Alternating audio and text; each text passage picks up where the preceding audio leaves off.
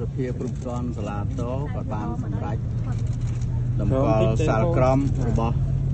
សាលាដំបូងរាជធានីវិញទុកជាបានការដដែលហើយគាត់បន្ថែមមួយចំណុចទៀតគឺហាមគាត់ឯកឧត្តមកម្មការមិនឲ្យចេញពីក្រៅប្រទេសរយៈពេល5ឆ្នាំយើងសម្ដែងនៅការសោកស្ដាយបាទហើយយើងមិនដឹងថាឯកឧត្តមកម្មការនឹងសម្រេចប្រឹងសារទុកឬក៏បញ្ចប់ត្រឹមនេះបាទព្រោះយើងមើលទៅស្ថានភាពពេលនេះគួរតែរដ្ឋាភិបាលដែលដឹកនាំដោយគណៈបព្វជិជនស្វែងរកការផ្សះផ្សាជាតិប៉ុន្តែឃើញសាលក្រមរបស់តុលាការថ្ងៃនេះ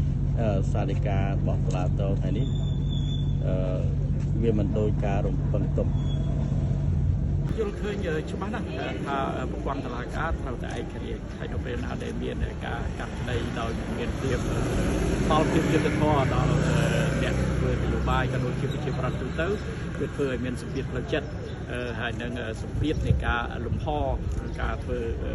នយោបាយក៏ដូចជាសិទ្ធិសេរីភាពនៃការបញ្ចេញមតិយើងសូមពៀវនាវឲ្យសាលាតោឲ្យមានលក្ខណៈឯករាជ្យភាពក្រិតពិតប្រាកដនៅក្នុងតុលាការហើយឲ្យមានការទម្លាក់បទចោលពីព្រោះដូចខ្ញុំបញ្ជាក់ម្ដងហើយម្ដងទៀតគាត់មិនយើងយល់ថាមិនមានប្រព្រឹត្តបទល្មើសដូចអ្វីនៃការចោទប្រកាន់ទេបាទករណីនេះវាជាការសម្រេចរបស់សាលាតោទៅហើយប៉ុន្តែខ្ញុំមើលទៅករណីនេះយើងឃើញថាការសម្រេចរបស់តុលាការវាជារឿងមួយប៉ុន្តែគាត់ថាយើងជាអង្គការសង្គមស៊ីវិលនឹងយើងចង់ឃើញថាអ្នកនយោបាយខ្មែរគាត់មានបន្តនៅវប្បធម៌សន្តានានៃការចរចាដើម្បីរកដំណោះស្រាយមួយចេញដោយពីមុនមកគឺការចរចាគ្នាហើយអាចនឹងមានការដោះស្រាយផ្នែកនយោបាយហើយមានការបន្ធូរបន្ថយឬក៏អាចនឹងមានការច្រកចេញតាមណាមួយដើម្បីឲ្យคล้ายទៅជា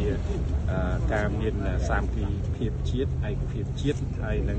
ខ្មែរតែមួយហើយអ្នកនយោបាយទាំងអស់គឺយើងតម្កល់ដល់ប្រយោជន៍ជាតិដល់ប្រយោជន៍ពលរដ្ឋជាតិផងបាទនឹងគឺជាច្រកមួយទៀតក្រៅតែអំពីរឿងដំណើរការនៅតាមតុលាការ